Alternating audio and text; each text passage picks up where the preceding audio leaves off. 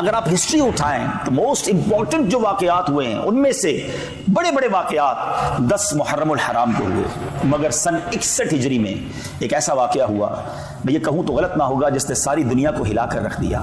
ایک ایسا واقعہ کہ اس سے پہلے ظلم و ستم اور جس کو آپ کہیں کہ بربریت کی ایسی مثال دنیا میں کہیں نہیں ملتی۔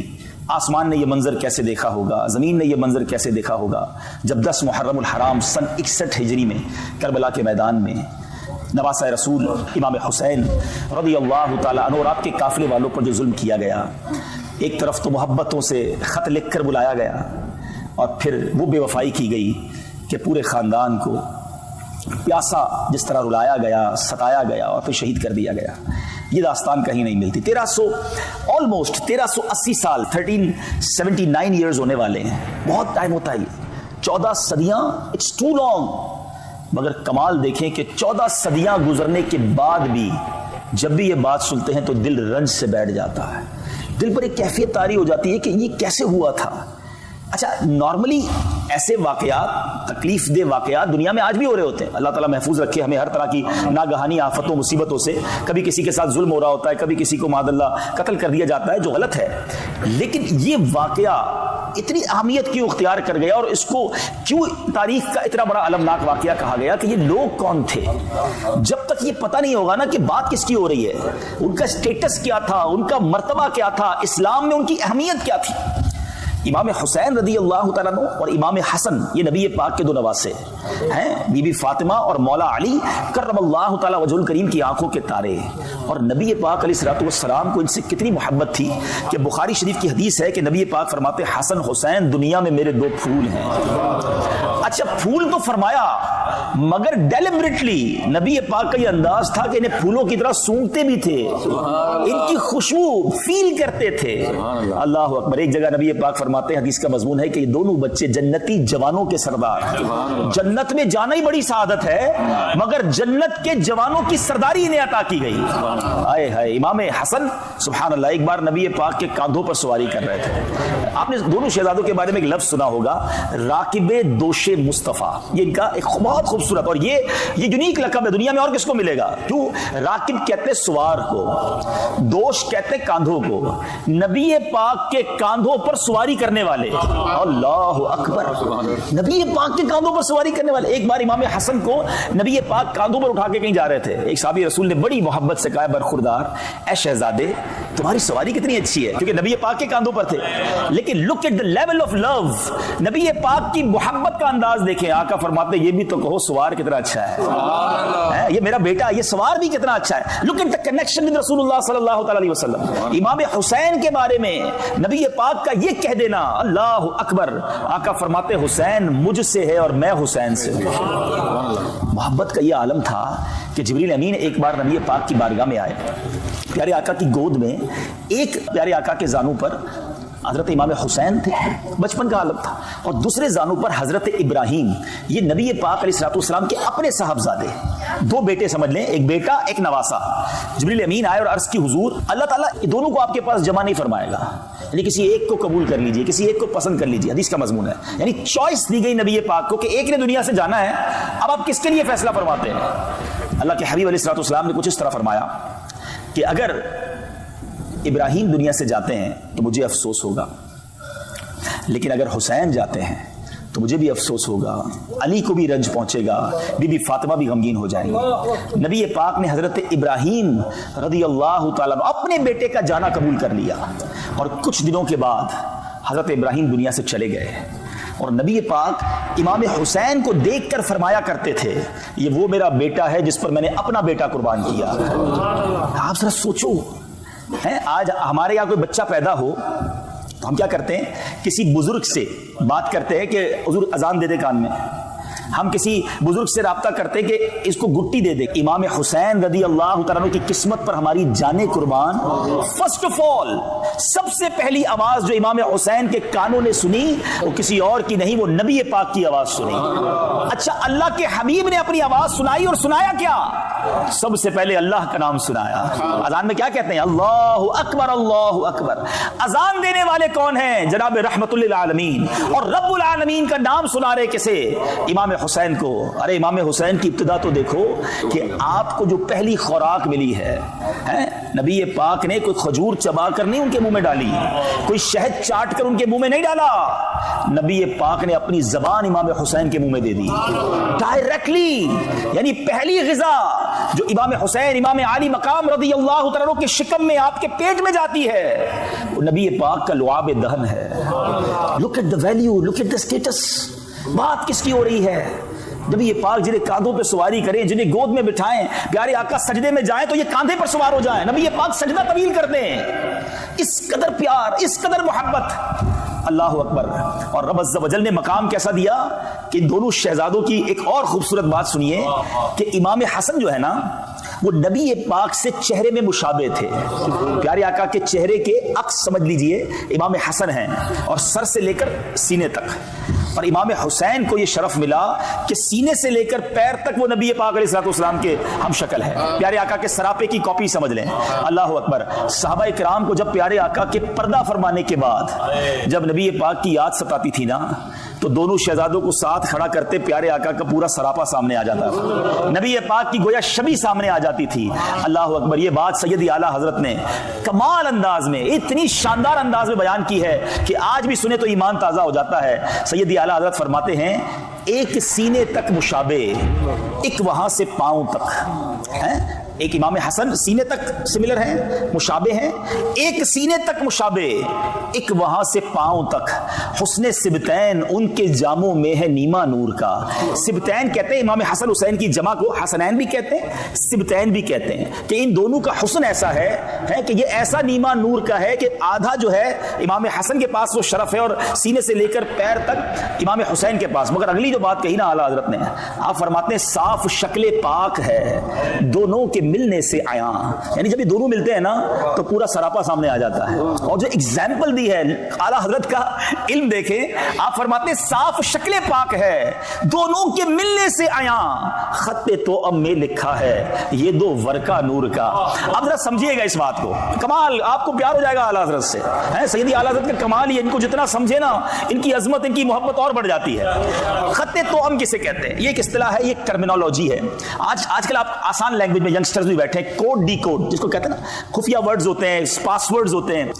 فوجی لوگ جو ہوتے ہیں یا اسٹریٹجی پلان ہوتی ہے وہ نارمل لینگویج میں نہیں ہوتی, وہ کوڈز میں ہوتی ہے تاکہ کسی کے ہاتھ میں لگ بھی جائے تو پتہ نہ چلے یہ کیا ہے. تو پہلے تو یہ سب نہیں تھا, اور فیکس, ٹیلی فون, واٹس ایپ یہ بھی نہیں تھا. تو پہلے کیا ہوتا تھا کہ اگر فوج جو ہے یا کمانڈوز جو ہیں یا کمانڈر کسی محاذ پر ہیں اور اب ان کو کوئی اسٹریٹجی بھیجنی ہے تو ایک بندہ خط لے کر جاتا تھا. اب سوال یہ تھا کہ راستے میں کوئی انٹرسپٹ کر لے, وہ خط ہی چھین لے تو پتہ چل جائے گا کیا پلان بھیجا جا رہا ہے. تو اس کو دو پارٹ میں بھیجا جاتا تھا. ایک آدھا خط بھیجتے تھے, وہ آدھا خط ملتا تھا نا تو بات سمجھ نہیں آتی تھی جب تک دوسرا خط نہیں آتا تھا. پہلے پہنچنے کی اطلاع آ جاتی پھر دوسرا روانہ کیا جاتا. جب ان دونوں کو ملایا جاتا تو یہ بات پوری سمجھ آتی تھی کہ اصل ماجرا کیا ہے. اس کو کہتے تھے خط توأم. اللہ اکبر. اعلیٰ حضرت کہتے ہیں کہ صاف شکل پاک ہے. جب ان دونوں کو ملاؤ نا تو ملتا کیا ہے؟ صاف شکل پاک ہے دونوں کے ملنے سے آیا, خط توأم میں لکھا ہے یہ دو ورقہ نور کا. یہ ایسے ورق ہے نور کے کہ جب ان کو ملا دو تو نبی پاک کا سراپا سامنے آ جاتا ہے. اللہ اکبر. یہ جاری. تو حسنین کریمین وہ ہستیاں ہیں. اب جب یہ اسٹیٹس, یہ مقام, یہ مرتبہ آپ کے سامنے ہے نا, پھر سمجھنا, پھر اس واقعے کی جو اہمیت ہے وہ سمجھ آئے گی کہ بات کس کے ساتھ ہو رہی ہے, یہ ظلم ہوا کس کے ساتھ ہے. لیکن نازوں سے پلے ہوئے, آنکھوں کے تارے ہیں, نبی پاک کے جگر کے ٹکڑے, مگر اس کے باوجود ایک بار پیارے آقا علیہ الصلوۃ والسلام آنسو بہا رہے تھے, گریا فرما رہے تھے. ہماری امی حضور نے پوچھا کہ حضور کیا ہوا؟ نبی پاک علیہ الصلوۃ والسلام نے کچھ اس طرح فرمایا کہ جبریل امین آئے تھے اور مجھے آ کر بتایا کہ میرے اس نواسے کو میری امت کے لوگ شہید کر دیں گے, اور مجھے جبریل امین نے اس جگہ کی مٹی بھی دکھائی ہے. پیارے آقا نے وہ مٹی حضرت ام سلمہ رضی اللہ تعالی عنہا کو بھی دکھائی, اور پیارے آقا نے اس مٹی کو سون کر کچھ اس طرح فرمایا کہ اس سے کرب و بلا کی بو آتی ہے, اور وہی کربلا کی مٹی تھی. اور جب حضرت امام حسین رضی اللہ تعالیٰ کو 10 محرم کو شہید کیا گیا تو وہ مٹی بھی لال ہو گئی تھی. اب بڑی اہم بات جو میں آج کربلا کا واقعہ آپ کو نہیں سناؤں گا, واقعہ کربلا ہم بچپن سے سنتے آ رہے ہیں اور سنتے رہیں گے, مگر اس پورے انسیڈنٹ سے, اس پورے واقعے سے سیکھنے کو کیا ملا؟ ہر سال 10 محرم آتی ہے، میری ذات میں کیا فرق آتا ہے؟ میں اس سے کیا میسج لیتا ہوں؟ امپلیمنٹیشن کیا ہوتی ہے؟ نیاز بھی بناتے ہیں، نعرے بھی لگاتے ہیں، میں تو پنجتن کا غلام ہوں، صحیح ہے، بڑی اچھی بات ہے، لیکن کیا یہی پیغام کربلا ہے؟ کیا یہی اس پورے واقعے سے امت کو سیکھنے کو ملتا ہے؟ نہیں جناب، ہم اس کی بڑی اہم چیزیں مس کر رہے ہیں۔ پہلا آپ کے لیے میسج، میرے لیے میسج، کہ نبی پاک کو معلوم تھا کہ امام حسین شہید کر دیے جائیں گے، مولا علی کرم اللہ تعالی وجہ الکریم کو معلوم تھا، ٹھیک ہے، بی بی فاطمہ کو بھی معلوم تھا، صحابہ کرام کو بھی پتہ چل گیا تھا، مگر کمال یہ ہے کہ کبھی ایک بار امام حسین کا جو یہ واقعہ ہوا نا، آپ کی آلموسٹ ایج 56 ایئرز تھی، یعنی پیدائش کے وقت بتا دیا گیا ہے، 56 ایئرز کے بعد یہ واقعہ ہوا ہے۔ اس پورے سفر میں، اس پورے ٹائم میں کبھی ایک بار نبی پاک نے ہاتھ اٹھا کر اللہ سے دعا کی ہو کہ یا اللہ میرے نواسے حسین پر یہ مشکل وقت نہ آئے، یہ مصیبت ٹال دے؟ کبھی مولا علی نے عرض کی ہو کہ حضور آپ کی دعائیں رد نہیں ہوتی، آپ کی دعا تو عرش پر جاتی ہے، ہاتھ اٹھائیں، آپ کو حسین سے پیار بھی بڑا ہے رضی اللہ تعالیٰ عنہ، دعا کر دیں؟ بی بی فاطمہ عرض کرتی ہیں، کسی نے نہیں کہا، کیوں؟ پتا تھا مگر یہ دعا نہیں کی۔ اللہ اکبر، یہ اللہ اکبر بھروسہ کیسا تھا، یہ امتحان کی تیاری تھی، ایوری بڈی نوز، سب کو پتا تھا کہ یہ امتحان، یہ ایگزام ہونا ہے، but we are ready, we are prepare, بچے کو تیاری اس امتحان کے لیے کیا جا رہا ہے۔ یہ میسج ہے، یہ کربلا کا میسج ہے کہ زباں پر شکوے رنج و الم لایا نہیں کرتے، زباں پر شکوے رنج و الم لایا نہیں کرتے، نبی کے نام لیوا غم سے گھبرایا نہیں کرتے۔ امتحان اللہ والوں پر آتے ہیں، امتحان اللہ کے نیک بندوں پر آتے ہیں اور زیادہ آتے ہیں، مگر ہم جیسے گناہ گاروں پر چھوٹا سا امتحان، چھوٹی سی تکلیف، چھوٹا سا ایگزام آ گیا، پہلے ایگزام میں فیل، پہلے ہی امتحان میں فیل، پہلی باری میں شکوہ، شکایت، کمپلین۔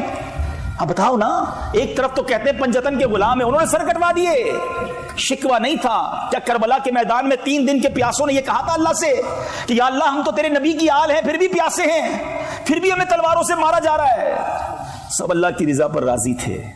آج تھوڑے بیمار ہو جائیں، تھوڑے پیسے کم ہو جائیں، تھوڑا کاروبار میں لاس ہو جائے، تھوڑی جاب میں پرابلم ہو جائے، تھوڑے ویزا کے ایشوز آ جائے، کمپلین کمپلین کمپلین۔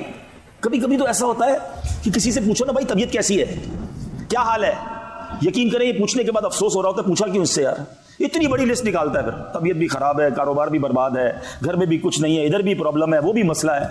بندہ کہ یار زندگی میں اس کے کوئی سکھ نہیں دیا اللہ نے، کوئی شکر کا جملہ نہیں، کوئی اللہ کی مہربانی کی بات نہیں، ٹینشن، تکلیفیں، کمپلین۔ مجھے بتاؤ نا، یہ جو ہم لوگوں کو بتاتے پھرتے ہیں مجھے یہ مسئلہ، وہ مسئلہ، یہ پرابلم، کیا یہ بتانے سے پرابلم ٹھیک ہو جاتی ہے؟ ٹھیک نہیں ہوتی، مگر جو اجر، جو ثواب، جو نعمت آپ کو ملنی تھی وہ بھی ضائع ہو گئی، بیماری بھی رہی، ثواب بھی چلا گیا، نقصان حل نہیں ہوا، پیسے واپس نہیں آ گئے جو کھو گئے تھے، مگر جو صبر کا ثواب تھا وہ بھی چلا گیا۔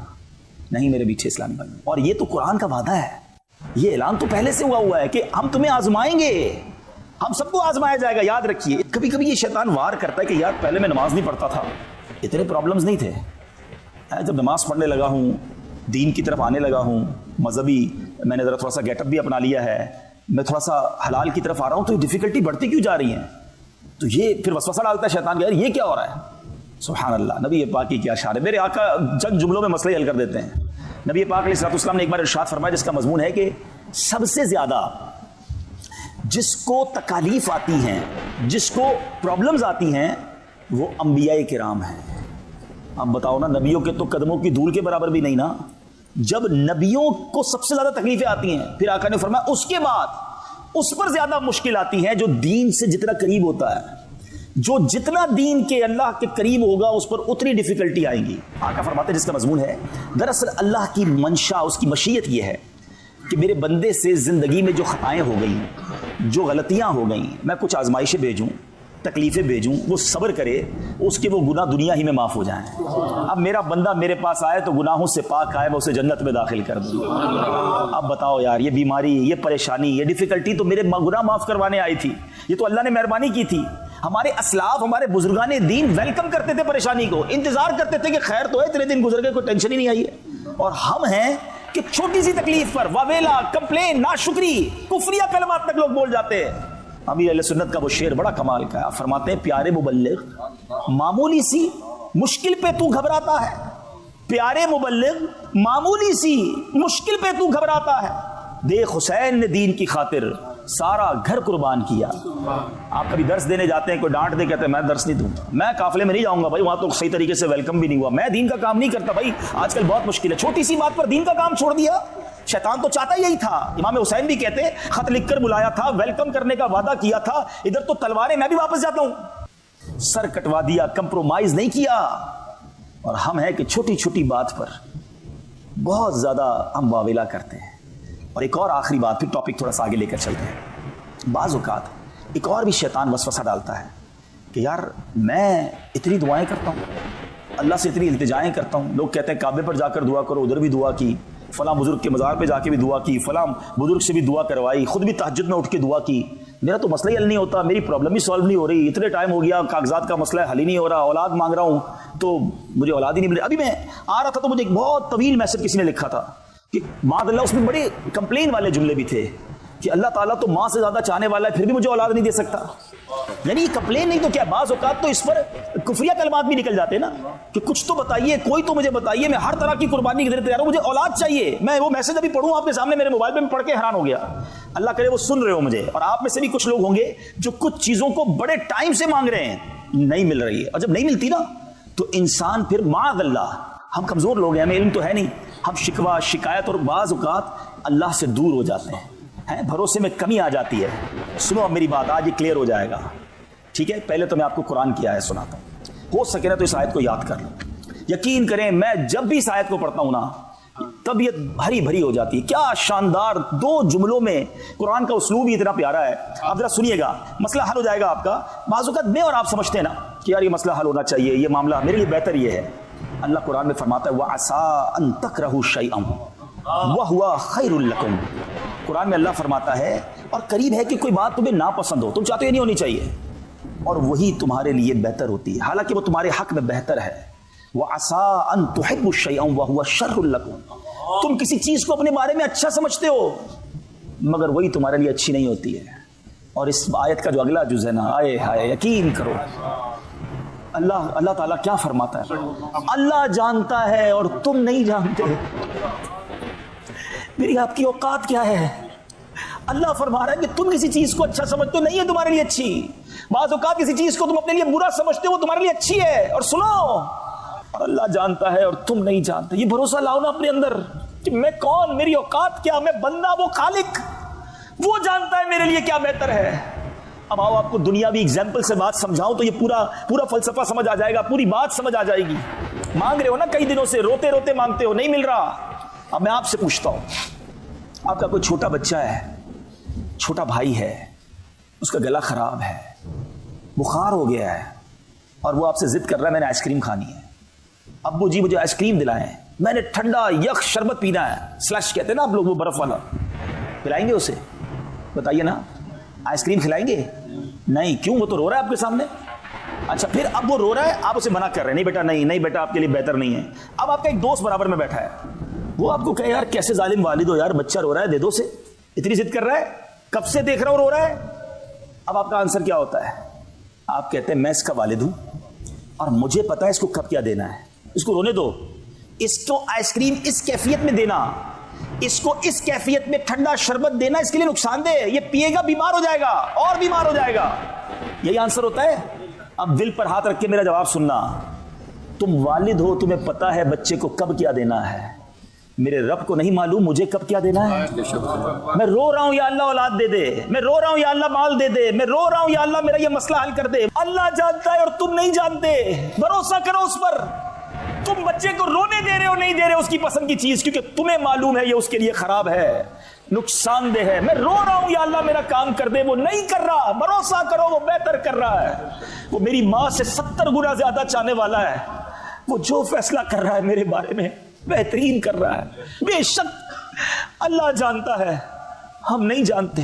جس دن واللہ میرے میٹھے اسلامی بھائیوں یہ کیفیت بن گئی نا آپ کی کہ کام نہیں ہوا, اللہ کی مہربانی, یہی بہتر ہوگا, یہی اچھا ہوگا. ٹینشن تو رہی نہیں نا لائف میں, مشکل تو ختم ہو گئی نا. ہم پریشان اسی لیے ہوتے ہیں, کہتے ہیں یار وہ پلاٹ خریدنے گیا تھا نہیں ملا, کاش مل جاتا تو اتنے پیسے بچ جاتے. یار وہ نوکری اپلائی کی تھی نہیں ہوا, میرے برابر والا اپروو ہو گیا, میں رہ گیا, کاش ہو جاتا تو اچھا تھا. یہ ڈیل نہیں ہوئی, یہ ویزا نہیں ملا, یہ فلاں نہیں ہوا, اسی ٹینشن میں تو مر گئے. اگر یقین ہو جاتا کہ جو رب نے کیا وہی میرے لیے بہتر ہے. علماء کہتے ہیں کچھ لوگوں کا غریب رہنا، بات سننا بڑی گہری ہے، کچھ لوگوں کا غریب رہنا ان کے ایمان کے لیے ضروری ہے، اور کچھ لوگوں کا امیر ہونا ان کے ایمان کے لیے اچھا ہے. کیونکہ اگر وہ امیر ہوں گے، جو غریب ہے نا وہ پیسے والے ہو جائیں گے تو بے ایمان ہو سکتے ہیں، اور جو پیسے والے ہیں وہ غریب ہو جائیں گے تو ان کا ایمان خطرے میں آ جائے گا. اللہ کی تقسیم ہے، وَتُعِزُّ مَن تَشَاءُ وَتُذِلُّ مَن تَشَاءُ بِيَدِكَ الْخَيْرُ، وہ جسے چاہے جیسے عطا فرمائے. بھروسہ تو رکھو، سب پر بھروسہ، رب پر بھروسہ نہیں. کاش آج یہ مدنی پھول لے کر جائیں کہ بس اللہ پر بھروسہ ہو، اللہ کے وعدوں پر یقین ہو، اللہ کے فیصلوں پر یقین ہو. کربلا والوں کو یقین تھا ہمارا امتحان ہے، we are ready for that, ہم تیار ہیں. تو آج سے آپ اور میں بھی نیت کریں کہ ہر امتحان میں، ہر مشکل میں ہم اللہ کی رضا پر راضی رہیں گے، ناشکری نہیں کریں گے. چھوٹی چھوٹی باتوں پر کمپلین نہیں کی جاتی.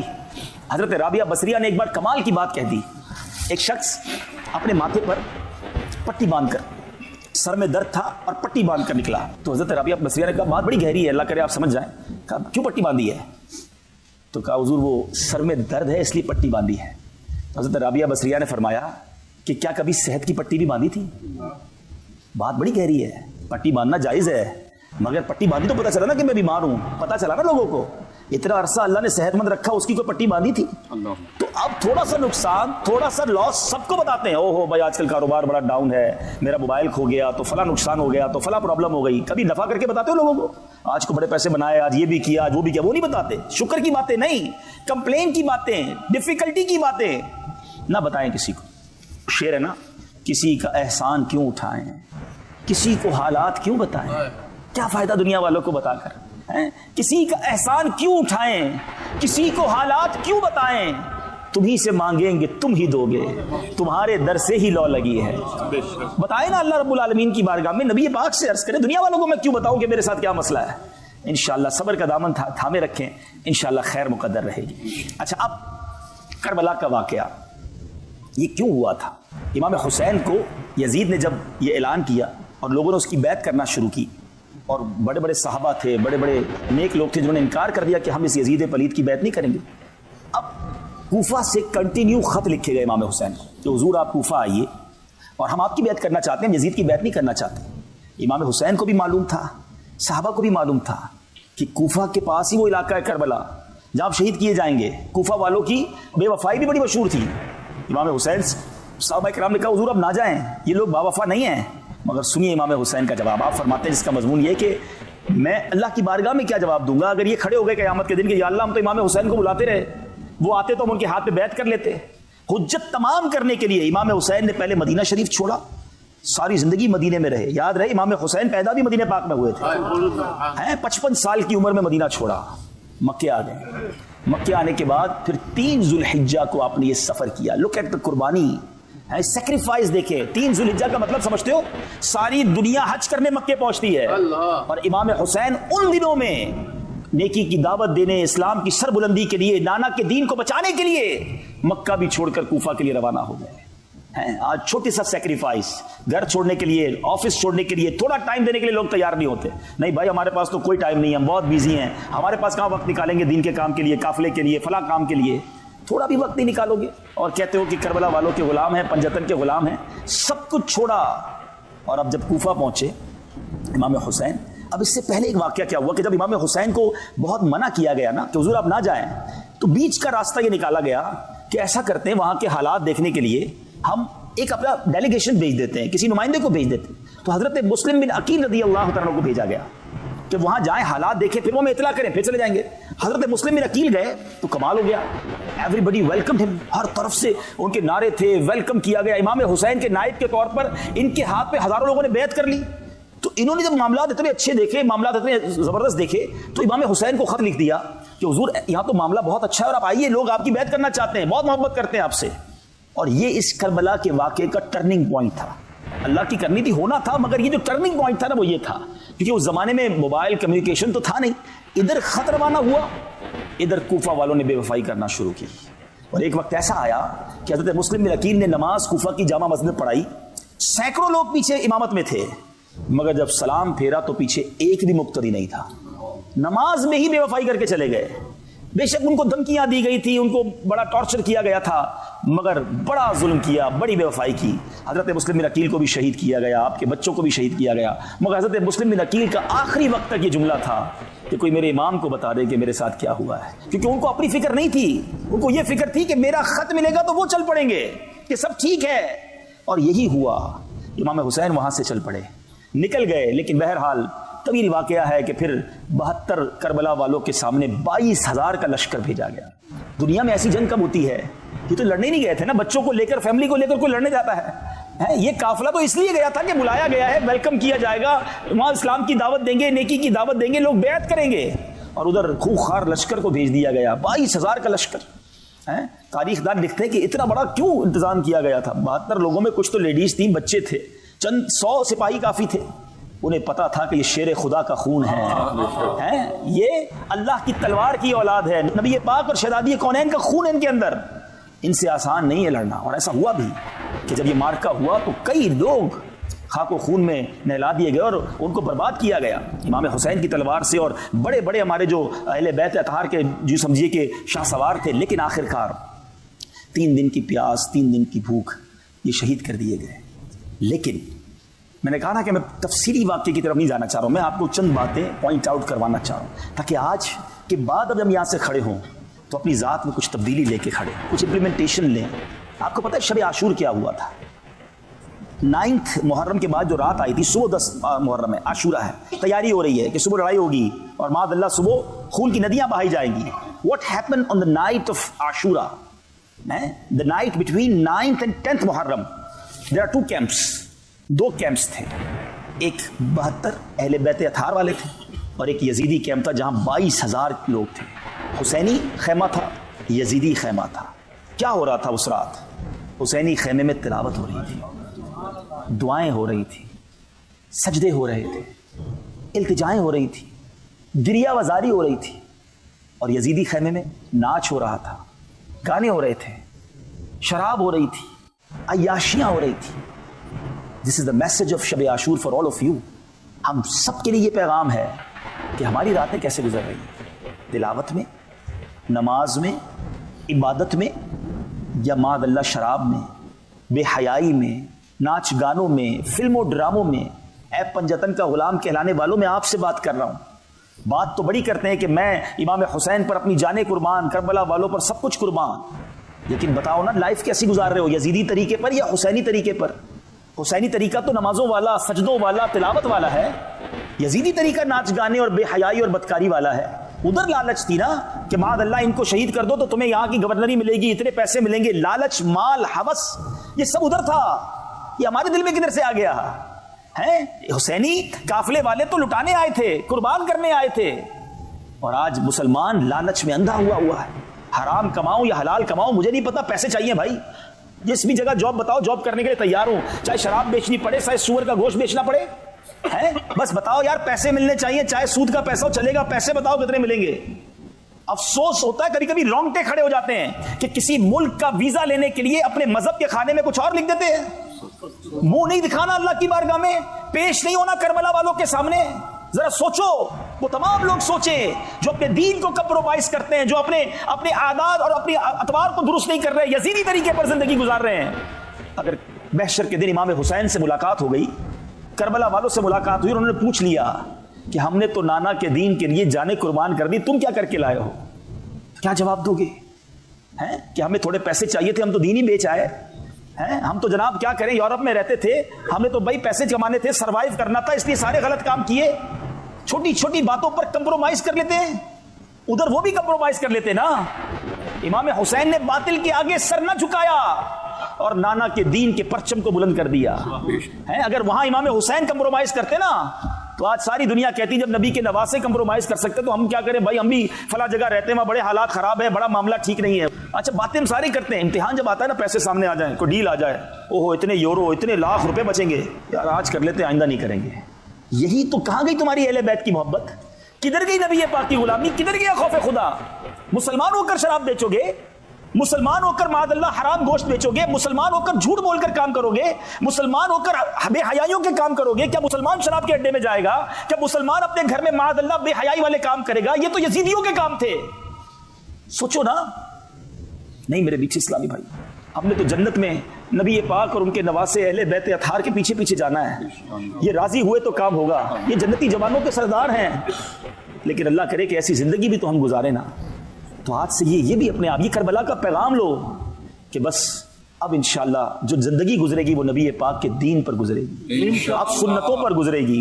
हराम रोजी कमाने वाला, हराम बोलने वाला, हराम सुनने वाला, हराम खाने वाला, हराम देखने वाला तौबा करे कि इंशाअल्लाह मैं गदा हूं अपने करीम का, मेरा दीन पा रहा है ना नहीं। इंशाअल्लाह आज के बाद हराम की तरफ नहीं जाएंगे इंशाअल्लाह। एक और बात, इमाम हुसैन जब शहीद हुए क्या कर रहे थे आपको मालूम है? आप सजदे में थे, हैं? उस वक्त भी सजदे में थे और सजदे ही के आलम में आपका सर काटा गया।